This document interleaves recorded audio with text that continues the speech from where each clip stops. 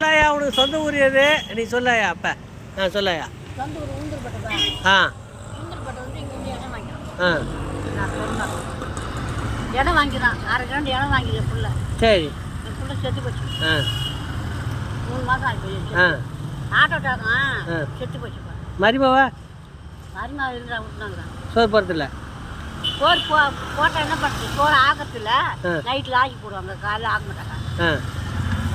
அப்புறம் அதான் வேற என்ன. அண்ணன் தம்பி அண்ணன் தம்பியில் யாரும் இல்லையா? யாரும் இல்லைப்பா. சொந்த ஊர் சொந்த ஊர் அதான் உளுந்தூர்பேட்டைப்பா. அப்படியா?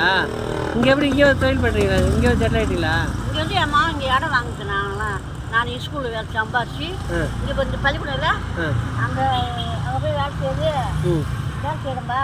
வேலை செய்தாக்கா கை ஒஞ்சி வச்சு வாங்கிட்டாங்க. அது பணம்லாம் போட்டாங்க, பே பணம்லாம் போட்டாங்க.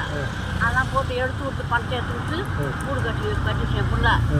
நகையெல்லாம் போட்டு அடப்போம், நகை எல்லாம் அனுபவிச்சிருச்சு என் பிள்ளை.